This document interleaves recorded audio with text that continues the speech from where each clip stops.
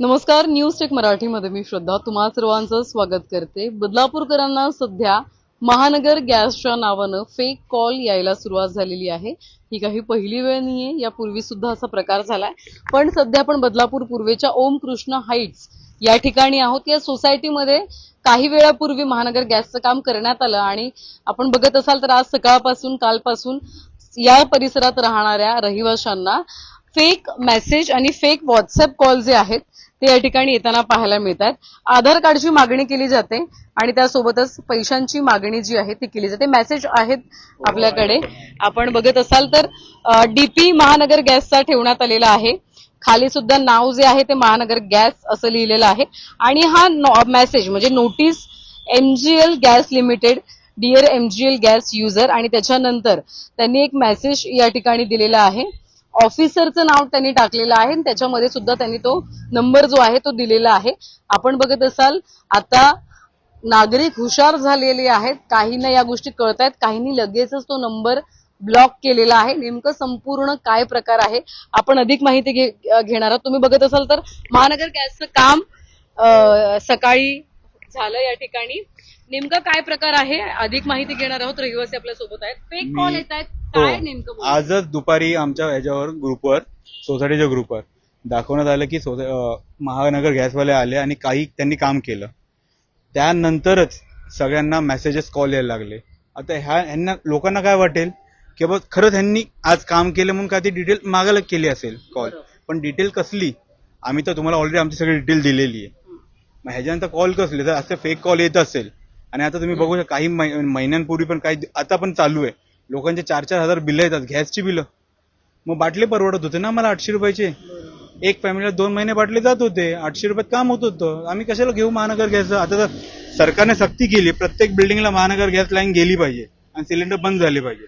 जर असं होत असेल तर आम्ही कशाला घेऊ, आम्ही नाही घेणार ना. आणि तुम्ही बघू शकता काही लोकांनी तर आज त्यांना प्रतिसादही दिला. जेव्हा त्यांनी ओटीपी मागितला तर लोकांना डाऊट आला की बाबा ओटीपी कसला मागताय. हा बघा, हा मेसेज आलाय दुपारी संध्याकाळी 6:21 त्याच्यावर मेसेज मध्ये काय नेमकं मेसेज मध्ये सांगितलंय की मिस्टर दीपक जोशी यांच्याशी कॉन्टॅक्ट करा, तुमचं गॅस कनेक्शन कापण्यात येईल. आणि रिझन काय दिले त्यांनी? रिझन काय नाही. मी जेव्हा कॉल केला, ज्या नंबरवर मेसेज आला, तेव्हा कुलकर्णी नावाचे गृहस्थ होते. ते तर बोलले की माझा नंबरच व्हॉट्सअपला नाहीये. म्हणजे हा कुठेतरी पैसे उकळण्याचा, ओटीपी पाठवून पैसे उकळण्याचा प्रकार आहे. आणि हा बहुतेक आमच्या बिल्डिंग मध्ये 8 ते 10 जणांना आलेला आहे. आधार कार्डची सुद्धा मागणी जी आहे आधार कार्डची मागणी पण केलेली आहे 2-3 जणांना. ते आता सध्या नाहीयेत, कामाला गेलेले आहेत. पण एकीकडे भरमसाठ एकतर बिल येत आहे. हो. आज सकाळी ते काम करण्यासाठी आलेले, त्यांना म्हणजे आजच तुम्हाला कॉल? आजच सगळ्यांना आज आलं. आणि काही एक आठवड्यापूर्वी तुम्ही येऊ शकता इथे माझ्याबरोबर. त्यांनी एक नोटीसही लावली आहे महानगर गॅस. खरं तर हा संपूर्ण प्रकार त्यांचं म्हणणं असं आहे की गव्हर्नमेंटच्या जीआर नुसार आता सगळ्यांना सक्ती आहे की सगळ्यांनी पाईपलाईन वापरावी, गॅसचे बाटले नाही खरं. तुम्ही आता बघू शकता ही त्यांनी नोटीस लावली आहे का? ही त्यांनी नोटीस लावली, ही त्यांची नोटीस. त्यांनी सगळ्या बिल्डिंगच्या रहिवाशांना सांगितलं ज्यांच्याकडे लाईन आहे त्यांनी त्यांचे सिलेंडर सबमिट करावे आणि ज्यांच्याकडे लाईन नाही त्यांनी 2 महिन्यात सिलेंडर गॅस लाईन हे करावी, बुक करावी. जर असं आम्हाला सक्ती करत असेल गव्हर्नमेंटचं असेल तर गव्हर्नमेंटनी ह्या निर्णय घ्यावा की जर बिल एवढे महागडे येत असेल तर तुम्ही आम्हाला सिलेंडरची हे का करताय. बरोबर, सिलेंडरची आपलं महानगर गॅसची सक्ती का करताय. आणि जर सक्ती करा पण तुम्ही ह्याचे बिल तर नका हे करू, त्यांच्यावर तुम्ही कारवाई तर करा की बाबा काय येतंय. तुम्ही सिस्टमला बघा ना, त्यांच्याकडून होतंय का, कोणी स्कॅम करतंय.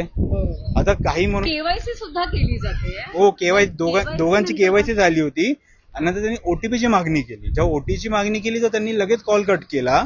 कारण एकदा ओटीपी गेला तर आपला फोन हॅक झाला तर काय करू शकतो, बँक डिटेल खाली होऊ शकते ना. आता कोणाही माहित नाही की बाबा एका ओटीपीने काय होऊ शकतं. आणि झालं तर लोक भरपाई कोण, सरकार तर भरपाई नाही देणार कारण की महानगर गॅसवाले संयुक्त आहे, फक्त सरकार त्यांना चालवायला देते.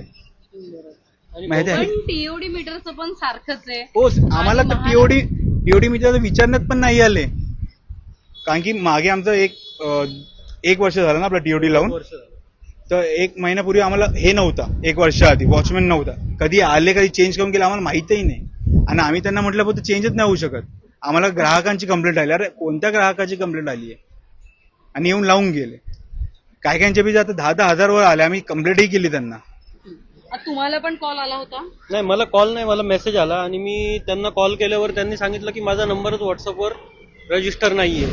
तर हा कुठेतरी फेक कॉल आहे, फेक मेसेज आलेला आहे. खरं जे अधिकारी आहेत त्यांना कॉल केला? मी जो नंबरवर मेसेज आला त्यांना कॉल केला, कुलकर्णी म्हणून. तुम्ही आणि normal यांचा call नंबर केला का? नंबर रजिस्टर गुजरात आणि राजस्थानला आहे. तुम्ही नॉर्मल कॉल हो, normal call केला. आणि तुम्हाला मेसेज आलाय व्हॉट्सअपला? WhatsAppला आलाय. व्हॉट्सअप चालू असेल, फक्त WhatsApp चालू असेल. व्हॉट्सअप कॉल चालू हो, असेल, जेणेकरून रेकॉर्ड हो, हे हो. ट्रेस नाही होणार. हो हो, बरोबर.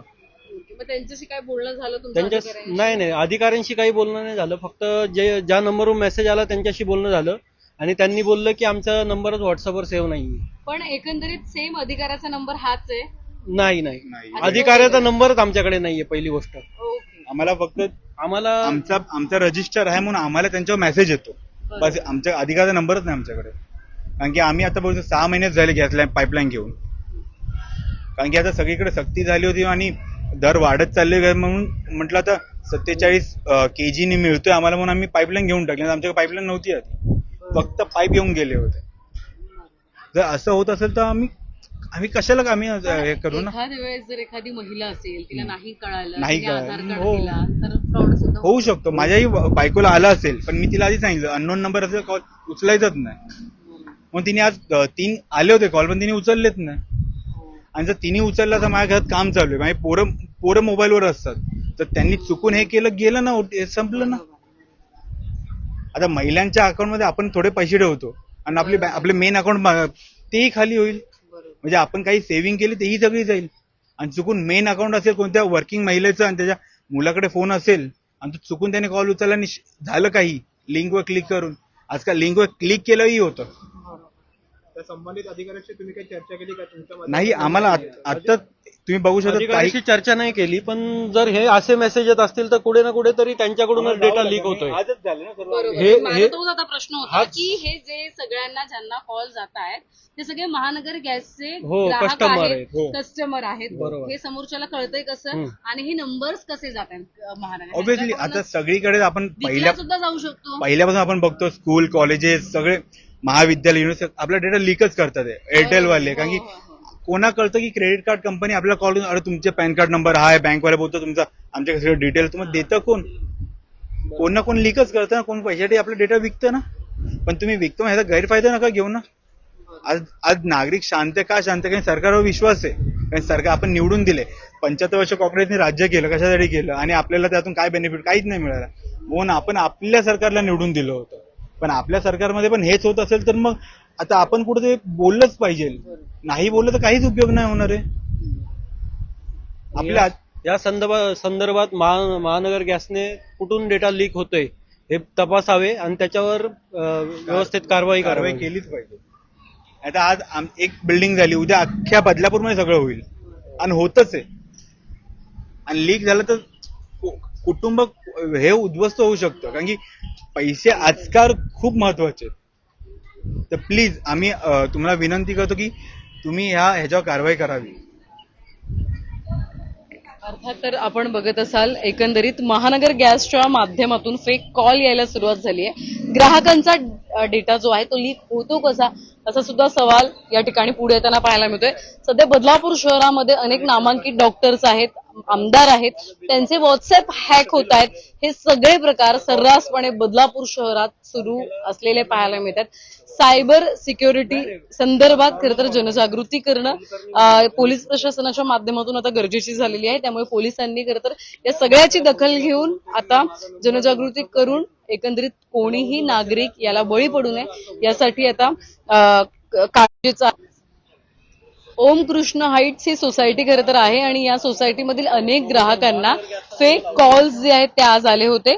आधार कार्डची काहींनी मागणी केली, काहींनी ओटीपीची मागणी केली, काहींनी 5,000 रुपये तुमचे बॅलन्स आहेत भरायचे बाकी आहेत ते भरा, नाहीतर तुमचं कनेक्शन कट केले जाईल असं सांगण्यात आलं. आता हा योगायोग म्हणावा का की आज सकाळच्या दरम्यान महानगर गॅसनं याच ठिकाणी काम केलं. हे महानगर गॅसचे जे आज कर्मचारी होते ते इथेच आले होते. कनेक्शन आज सकाळच्या दरम्यान म्हणजे रहिवाशांनी माहिती दिली की कनेक्शन सुद्धा कट होतं. मग कनेक्शन कट आजच झालं. महानगर गॅसचे कर्मचारी आजच आले आणि फेक कॉल पण एकंदरीत आपण बघत असाल तर आजच आलेले आपल्याला पाहायला मिळतात. त्यामुळे हे सगळं ठरवून केलं जात आहे का याची पडताळणी आता करणं महानगर गॅसनं सुद्धा गरजेचं झालेलं आहे. कारण की याचा भुर्दंड नागरिकांना रहिवाशांना मोठ्या प्रमाणात पडू शकतो. त्यामुळे तुम्ही सुद्धा सावधान राहा आणि सतर्क राहा आणि अशा लिंक असू द्यात, फेक कॉल्स असू द्यात, तुम्ही सुद्धा रिसीव्ह करणं आणि त्यांच्याशी चर्चा करणं टाळा. व्हिडिओ जर्नलिस्ट साहिल काळेसह श्रद्धा ठोंबरे, न्यूज 6 मराठी, बदलापूर.